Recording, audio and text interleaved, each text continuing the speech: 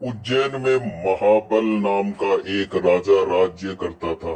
उसके हरिदास नाम का एक दूत था, जिससे महादेवी नाम की बड़ी सुंदर कन्या थी।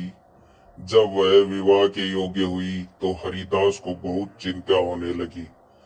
इसी बीच राजा ने उसे एक दूसरे राजा के पास भेजा।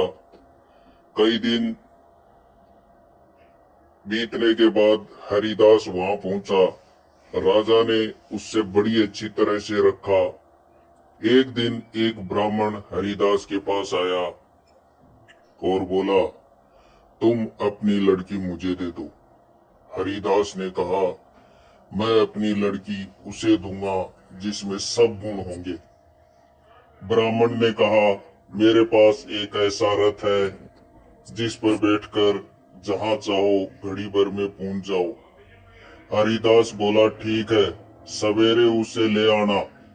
अगले दिन दोनों रथ पर बैठकर उज्जैन आ पहुंचे। देवयोग से उससे पहले हरिदास का लड़का अपनी बहन को किसी दूसरे को और हरिदास की स्त्री अपनी लड़की को किसी तीसरे को देने का वादा कर चुकी थी। इस तरह 3 वर इकट्ठे हो गए। हरिदास सोचने लगा कि कन्या एक है और वर 3 है, क्या करे।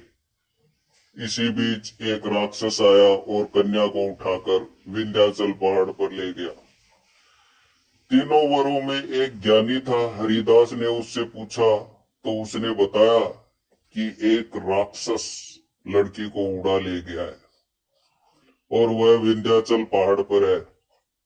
दूसरे ने कहा, मेरे रथ पर बैठकर चलो, जरा सी देर में वहां पहुंच जाएंगे। तीसरा बोला, मैं शब्द भेदी तीर चलाना जानता हूं, राक्षस को मार गिराऊंगा। वे सब उस रथ पर चढ़कर विंध्याचल पहुंचे और राक्षस को मारकर लड़की को बचा ले आए। इतना कहकर बेताल बोला, हे राजन, बताओ वह लड़की उन तीनों में से किसको मिलनी चाहिए। राजा ने कहा, जिसने राक्षस को मारा उसको मिलनी चाहिए, क्योंकि असली वीरता तो उसी ने दिखाई, बाकी दो ने तो खाली मदद की थी।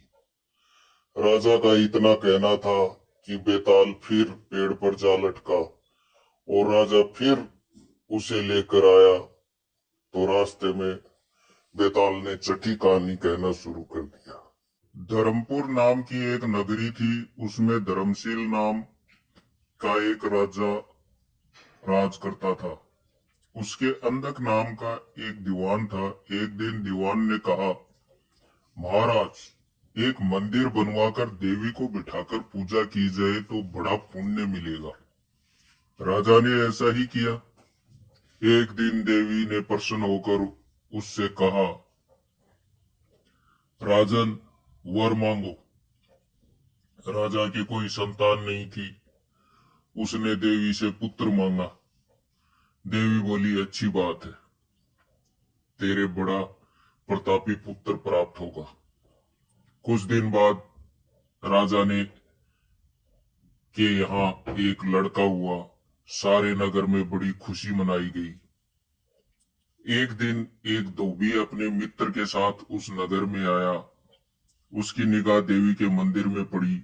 उसने देवी को प्रणाम करने का इरादा बनाया। उसी समय उससे एक धोबी की लड़की दिखाई दी जो बड़ी सुंदर थी। उससे देखकर वह इतना पागल हो गया कि उसने मंदिर में जाकर देवी से प्रार्थना की, हे देवी, यह लड़की मुझे मिल जाए। अगर मिल गई तो मैं तुम्हें अपना शीश चढ़ा दूंगा। उसके बाद वह हर घड़ी बेचैन रहने लगा। उसके मित्र ने उसके पिता से सारा हाल कह सुनाया। अपने बेटे की ये हालत देखकर वह लड़की के पिता के पास गया और उनसे अनुरोध करने लगा। उसके उपरांत दोनों का विवाह हो गया।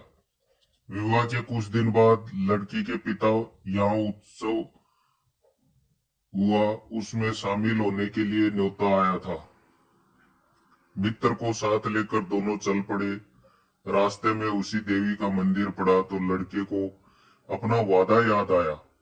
उसने मित्र और स्त्री को थोड़ी देर रुकने को कहा और स्वयं जाकर देवी को प्रणाम कर कि इतने जोर से तलवार मारी कि उसका सर धड़ से अलग हो गया। देर हो जाने पर जब उसका मित्र मंदिर के अंदर गया तो देखता क्या है कि उसके मित्र का सर धड़ से अलग पड़ा हुआ है। उसने सोचा कि ये दुनिया बहुत बुरी है, कोई ये तो समझेगा नहीं कि इसने अपने आप को शीश चढ़ाया है। सब यही कहेंगे कि इसकी सुंदर स्त्री को हड़पने के लिए मैंने इसकी गर्दन काट दी, इससे कहीं मर जाना अच्छा है। यह सोचकर उसने तलवार लेकर अपनी गर्दन उड़ा दी। उधर बाहर खड़ी स्त्री हैरान हो गई कि वह मंदिर के भीतर गए हुए काफी देर हो गई। यह सोचकर वह भी मंदिर के भीतर गई और देखकर चकित रह गई। सोचने लगी कि दुनिया क्या कहेगी, यह बुरी औरत ही होगी जिसने इन दोनों को मार डाला। इस बदनामी से तुम मर जाना ही अच्छा है। यह सोचकर उसने तलवार उठाई और जैसे ही गर्दन पर मारनी चाहिए कि देवी ने प्रकट होकर उसका हाथ पकड़ लिया और कहा, मैं तुझ पर प्रसन्न हूं, जो चाहो मांगो। स्त्री बोली, हे देवी, इन दोनों को वापस जिंदा कर दो। देवी ने कहा, अच्छा, तुम दोनों के सिर मिलाकर रख दो। घबराहट में स्त्री ने सिर जोड़े तो गलती से एक का सिर दूसरे के धड़ से लग गया।